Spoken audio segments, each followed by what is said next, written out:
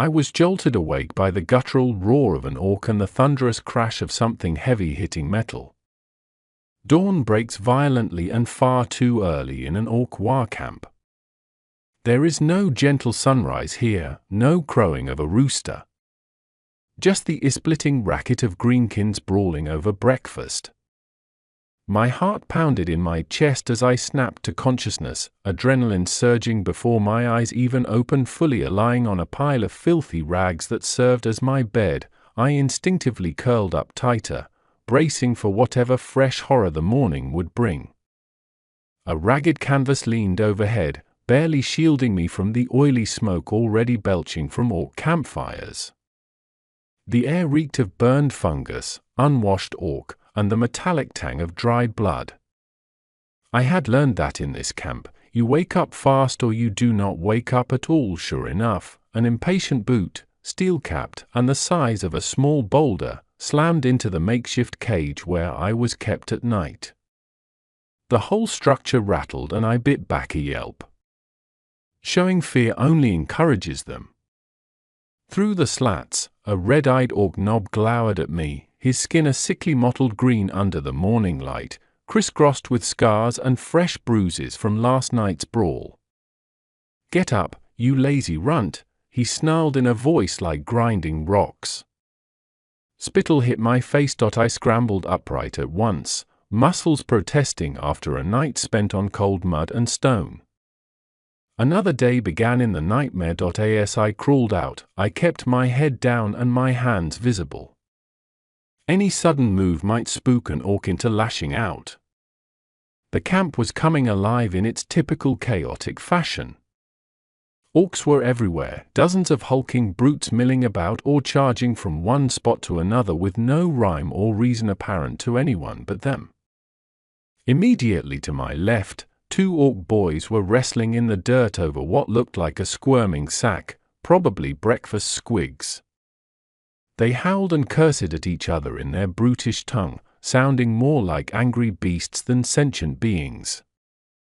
One managed to rip the sack from the other and, with a triumphant cry, smashed his forehead into his opponent's nose.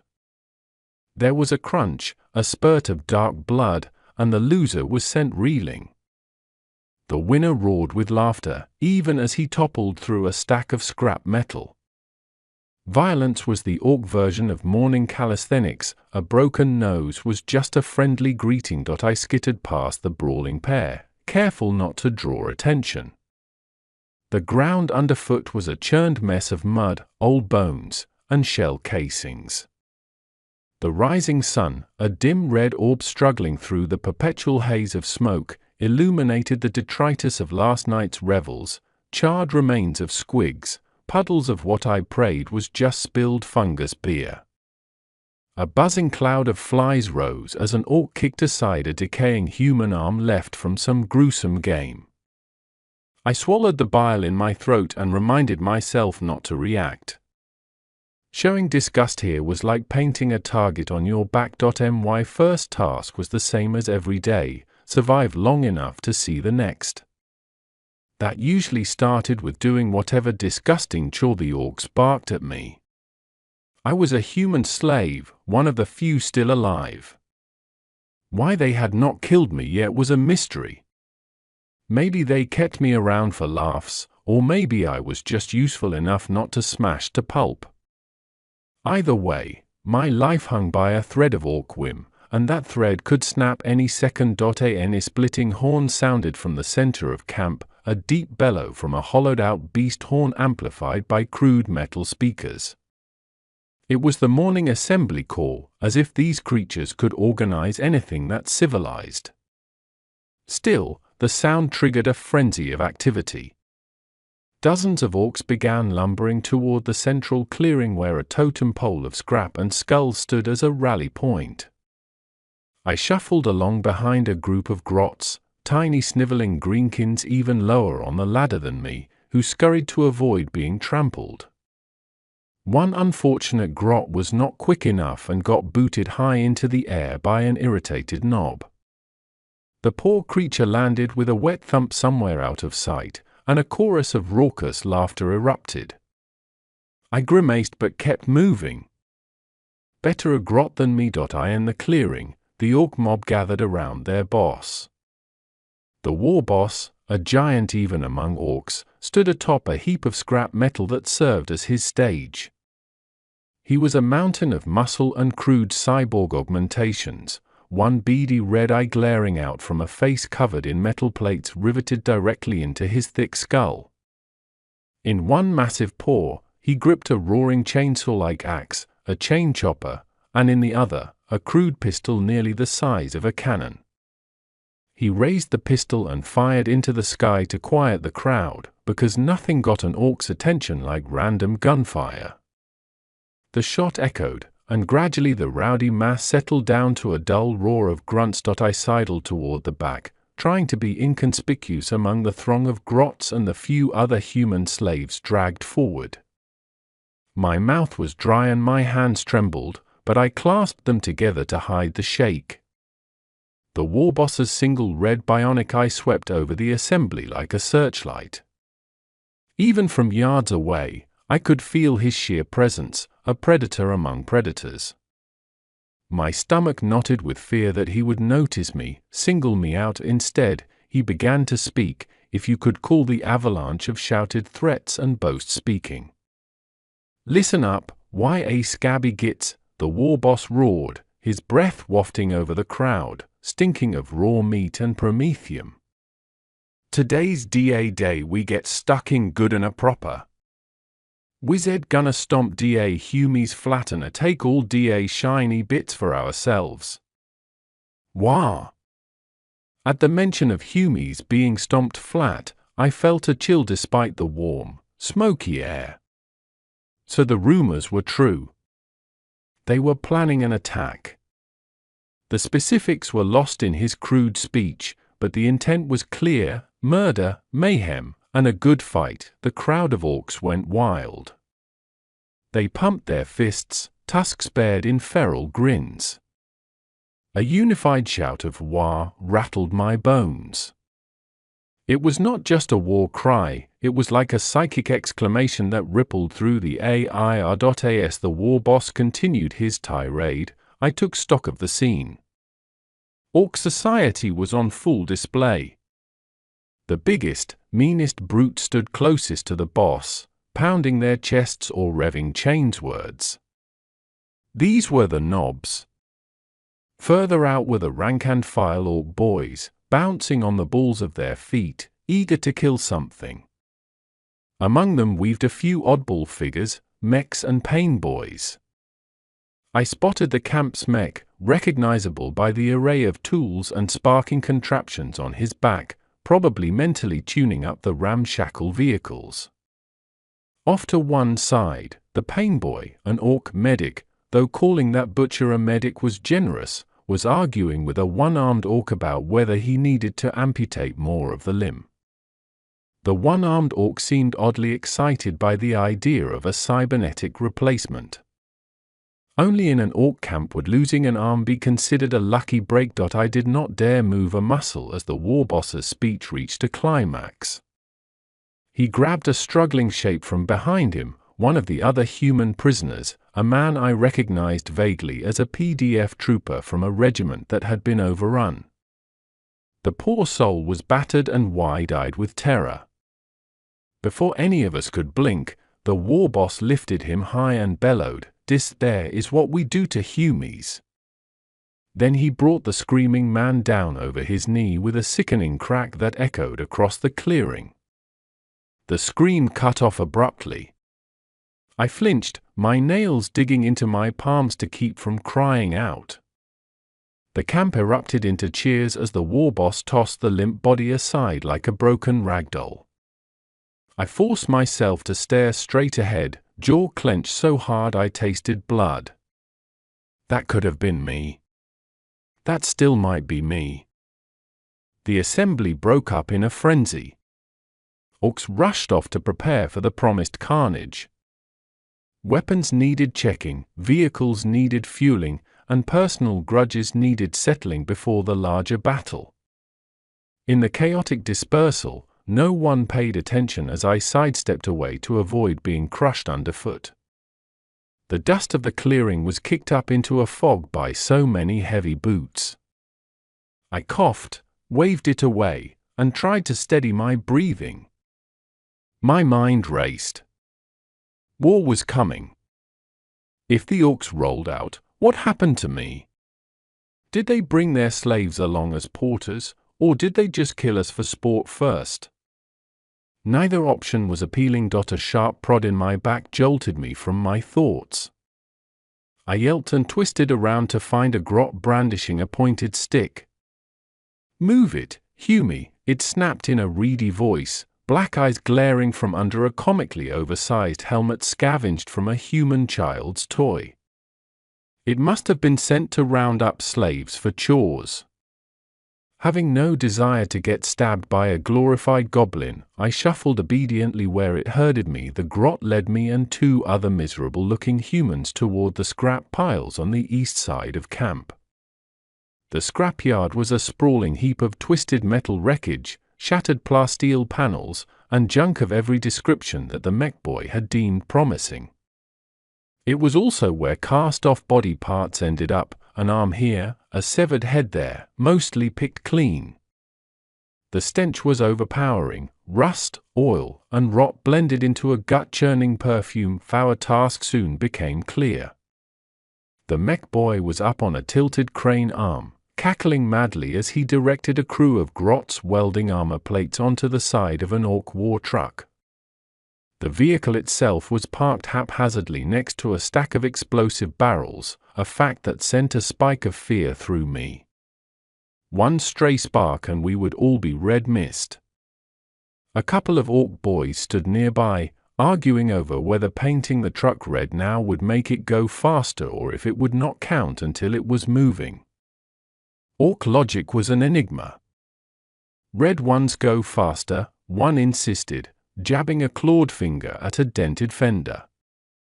"Nah, that only works once you're on DA move," the other retorted. In this insane universe, it might even be true. Orks certainly believed it did. The grot prodded us toward a pile of scrap half as tall as a hab block. "Boss says, sort out DA shooty bits from DA not shooty bits," it squeaked. Then it added with a nasty grin, revealing needle-like teeth, "And if YA find anything explodey, don't shake it too much if YA like your arms on." With that helpful advice, the grot scampered off. I exchanged a quick glance with the others, two women, both covered in grime, their eyes sunken with exhaustion and fear. No words were spoken. Chatter drew unwanted attention. We silently set to work, sifting through the junk. My fingers were soon coated in rust and something sticky I did not want to identify. Every piece of scrap threatened tetanus or worse. Carefully, I set aside anything that looked like part of a gun or ammunition, the shooty bits. Everything else was not shooty bits, which would be hammered into armor or welded onto vehicles arbitrarily, time lost meaning as we labored under the baleful gaze of occasional passing Orks. The sun climbed higher, baking the ground and us with it. Sweat mixed with dirt on my skin, forming an itchy mud. Flies buzzed incessantly. I did not dare swat them too obviously. An Ork might think I was slacking. At one point, a grot overseer swung by to inspect our progress. He picked up a rusty bolt gun casing from our sorted heap and eyed it critically. We all tensed. Instead of complaining, he seemed satisfied enough. He spat a glistening green glob on one woman's boot for good measure, then wandered off. Around midday, the noise in the camp swelled even louder. The war boss's speech had every Ork in high gear. From the scrapyard, I had a decent view of the mayhem. Ork boys were testing their guns, shooting at random targets, tin cans, a rusted barrel, the occasional luckless grot riding a squig. The crack of firearms and the deeper boom of explosions made an almost rhythmic backdrop. My ears had grown numb to the constant gunfire. It had become a horrid kind of music nearby, two orcs argued over a large rocket launcher. One claimed it was his because he drew first blood on the last raid, the other insisted he found it fair and square. The disagreement was settled the orc way, with fists and blades. They set upon each other with gleeful fury, trading blows that would pulp a human skull. Within moments, one orc drove his knife into the other's gut. Instead of collapsing, the wounded orc just headbutted his rival. Both bled profusely and seemed to be enjoying it. Eventually, the one with the gut wound slipped in his own spilled entrails and keeled over. The victor picked up the rocket launcher, seemingly forgetting he had a blade sticking out of his abdomen. He held it aloft and cheered, "Got me a rocket launcher!" Wah! To my astonishment, the injured orc then yanked the knife out and staggered away in search of the pain boy, leaving a trail of dark blood and laughing the whole time. The sheer resilience and madness never ceased to horrify me. I forced myself to look back down at the scrap. Staring too long at their antics risked catching attention or losing my grip on sanity. That fragile moment of peace was shattered by a sudden explosion from across the camp near the mech boy's workshop. A plume of greasy black smoke rose, orcs bellowed in either panic or glee. The mech boy himself stumbled out of the wreckage, charred and still alive, laughing as flames licked at his coat. He praised Gork and Morg between hacking coughs, shouting about how they must have loved that blast. Only orcs would treat a lethal accident as a blessing. The commotion provided a distraction. I slipped away from the scrap heap. The other slave was gone. Emperor knew what had happened to her.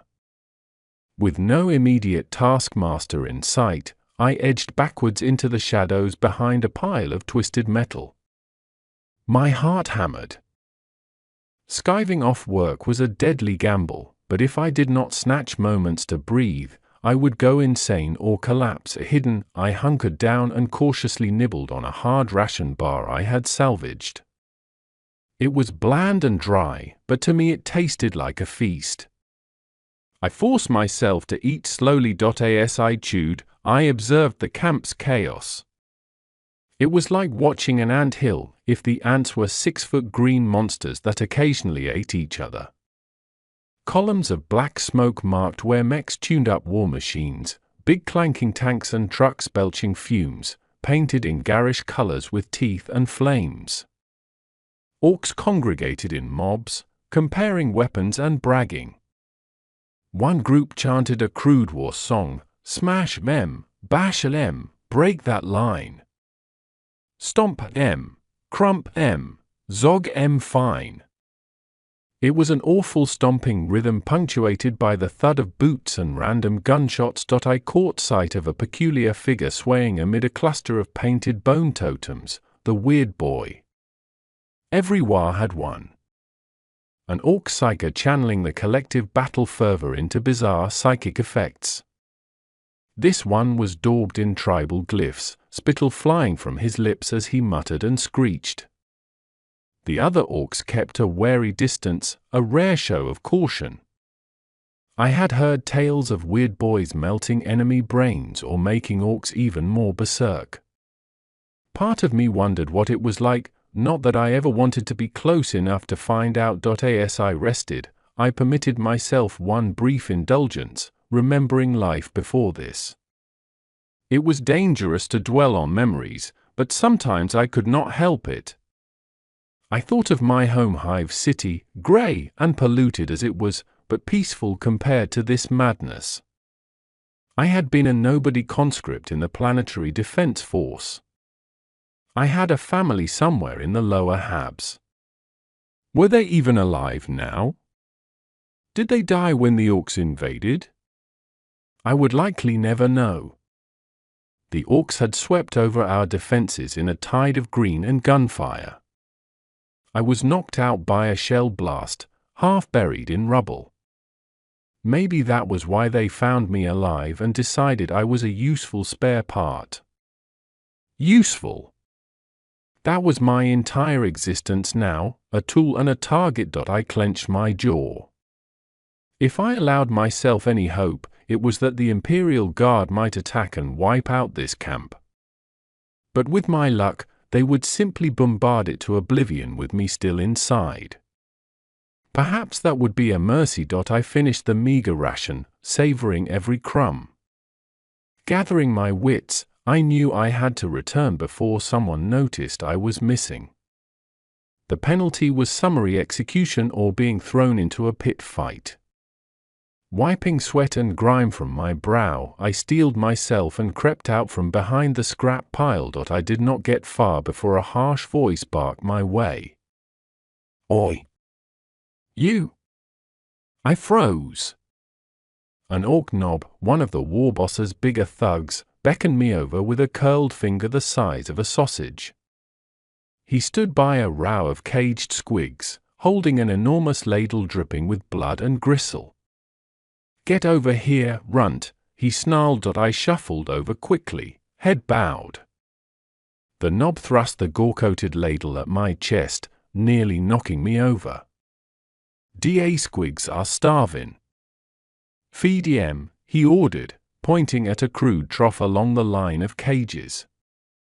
I nodded mutely. The ladle's handle was sticky in my hands. The knob lost interest immediately, turning away to bellow at a couple of boys arguing over boots. With trembling resolve, I approached the cages. Squigs were living stomachs with teeth, squirmy, ravenous creatures. These were the eating kind, each the size of a dog and twice as mean. They hurled themselves at the bars, snapping and snarling as I came near. I gingerly dipped the ladle into a nearby bubbling cauldron of squig stew and poured it into the trough. Immediately, the squigs in the first cage shoved against one another to lap at the vile slurry. I moved down the line, ladling more. One particularly impatient squig, a mottled red brute with one milky eye, lunged and almost snagged the ladle. I jerked back just in time. While feeding the last cage, I became aware of a looming presence. I glanced wearily over, and my blood ran cold. It was the camp's Runthard, the orc whose job was to manage grots and squigs. He was an ugly brute with a face like a leather sack of broken bones, and he held a long, barbed whip coiled in one hand. He must have noticed me doing his job. My mouth went dry as I quickly dumped the final ladle and stepped back. "Just feed in like Knobthrak told me, boss," I said quickly, voice trembling. The Runthard snorted and snatched the ladle. He eyed me with disdain. "Why, Mr. Bit," he growled, pointing at a corner of the trough I had not filled. Without warning, he swung his whip. Agony lanced across my back as the lash bit into me. I cried out and dropped to one knee. The pain was fiery, my shirt torn and wetness seeping where flesh had opened. "Lazy Humie," he spat, as if I had personally offended him by existing. Biting back a sob, I forced myself up and quickly scooped one last ladle into the missed corner. The squig squealed with delight. "Now get out of me sight," the Runthard snarled. I limped away as fast as I could without running. Running might incite a chase. My back burned with each step. I was just grateful he had not decided to feed me to the SKGS. I put distance from the pens, wiping a trickle of blood from my lip. I nearly collided with a pair of grots struggling to carry a massive buzzsaw blade. They squeaked in alarm. I muttered a quick apology and sidestepped them. A human apologizing to grots. If my former comrades could see me now. But pride had no place here. Humility and invisibility were all that kept me alive. The sun was dipping low, casting a grimy orange glow through the perpetual smoke. With the day's work done, the orcs turned to feasting and brawling with renewed energy. I dreaded evenings most of all. A group of boys had set up a crude spit over a fire, roasting what looked like a whole squig calf. The smell of charring meat mingled with the ever-present odors of promethium and sweaty orc. It was an assault on the senses. The Warband's drummers, if banging on sheets of scrap metal counted as drumming, began pounding out a booming rhythm, drawing more orcs toward the makeshift revelry area. I kept to the edges, staying just busy enough, moving a stack of firewood here, fetching a pail of fungus beer there, so that any passing knob assumed I was on someone's orders. I was trying to avoid becoming tonight's amusement. The orcs started guzzling from huge barrels of fungus brew, a noxious ale that got them roaring drunk and twice as violent. One barrel sprang a leak, and several grots dove in to lap up the spilling foam until an orc boot sent them flying. A particularly large knob with a spiky helm stood and made a toast to bigger fights and louder booms. "Wah!" he yelled, sloshing his mug. The crowd answered with a unified wah, and drank deeply. Within minutes, the gathering descended into a riotous frenzy. Orcs began pounding on each other's backs, which quickly turned into outright punches and headbutts. Two boys started a headbutting contest, slamming their thick skulls together with wet cracks until one toppled unconscious. Another orc fired his shooter at the sky as musical accompaniment. The orc beside him, annoyed that nothing living was shot, roared and tackled the shooter. Soon they were rolling on the ground, biting and pummeling each other merrily. All the while, the drums pounded and some orcs stomped their feet, chanting, "Red ones go faster! Red ones go faster!" This seemed half chant, half argument, as another faction responded with, "Blue ones is luckier! Blue ones is luckier!" Naturally, this scholarly debate over paint colors devolved into a melee, with orcs from different clans whacking each other over the head to prove whose hue was best. Orc culture at its finest, scientific discourse delivered through headbutts. I found myself near the main fire, momentarily transfixed by the sight of the roasting meat turning on the spit. My stomach growled. When was the last time I had cooked meat?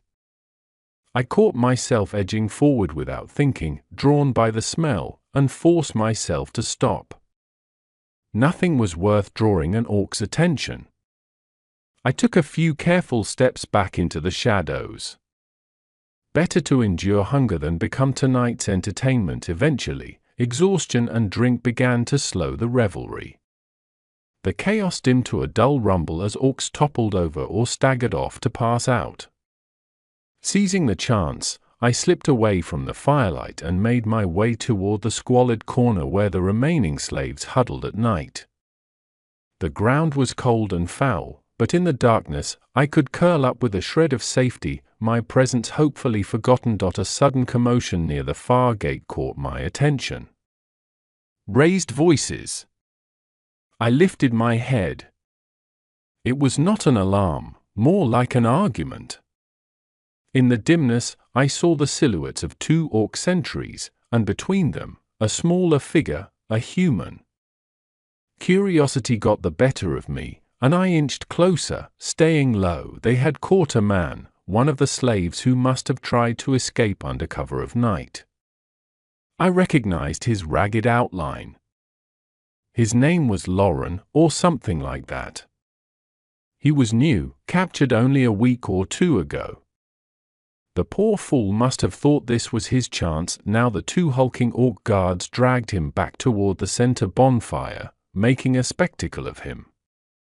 I squeezed my eyes shut, not wanting to see, but unable to block out the sounds. There was pleading at first, the man begging incoherently for mercy. The orcs just howled with amusement. An idea was raised. Make an example for any other runty gits thinking of legging it. I peeked and saw the war boss himself lumbering out of his tent, drawn by the ruckus. His massive frame loomed as he approached the cowering prisoner.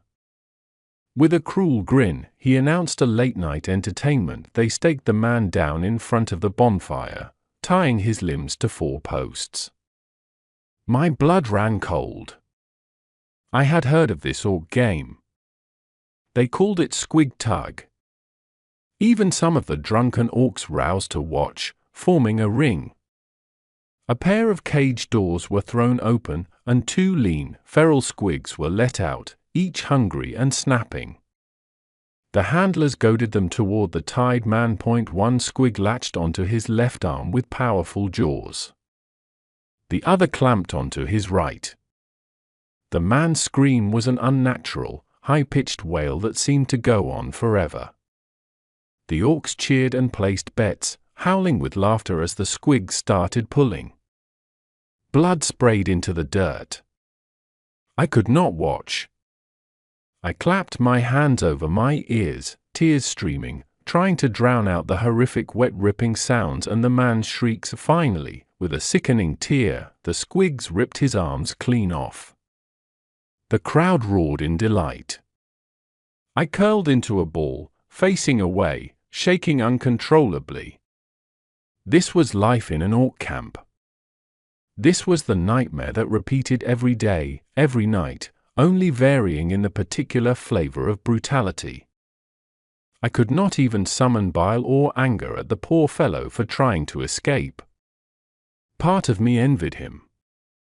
His suffering was over, mine continued. Eventually, the commotion faded. The orcs moved on, some dragging what was left of the man away, perhaps to add his skull to the totem, or to toss the remains to the squigs. The war boss returned to his hovel. The camp gradually settled into something resembling slumber, though it was never truly quiet. There were always distant snores like growling beasts, the crackle of embers, or some semi-conscious orc muttering about a fight in his sleep. I exhaled slowly and uncurled slightly. Every muscle ached, and my back throbbed where the lash had struck. The dried blood had stuck my shirt to the wound. But I was alive. By the Emperor's grace or the universe's cruel humor, I had survived another day. As I lay my head on the least uncomfortable of my rags, I allowed myself one final grim thought. How long could this last? Sooner or later, my luck would run out. Maybe tomorrow on the battlefield if they dragged me along. Maybe here in camp if they did not. A human could only survive among monsters for so long, and yet there was a perversity to it. Part of me almost wanted to see what happened when the war erupted, as if witnessing the orcs in full war fury might give some meaning to the misery, or at least be a different way to die. I chuckled bitterly under my breath. I must have been going mad to think of finding meaning here. That was the satirical joke of this existence, to endure such horror that you start to rationalize it, even find a twisted fascination in it. The orcs themselves would have a good laugh knowing a human was beginning to think a bit like them. Finally, exhaustion overtook terror, and I drifted into a shallow, uneasy sleep. The last sounds I heard were the distant growls of squigs dreaming in their pens and the rumbling snores of the orcs sprawled around dying campfires. My final thought was a quiet prayer. Emperor, if I wake tomorrow, grant me the strength to endure one more day in this war camp. And if I do not, then at least I will be free of it.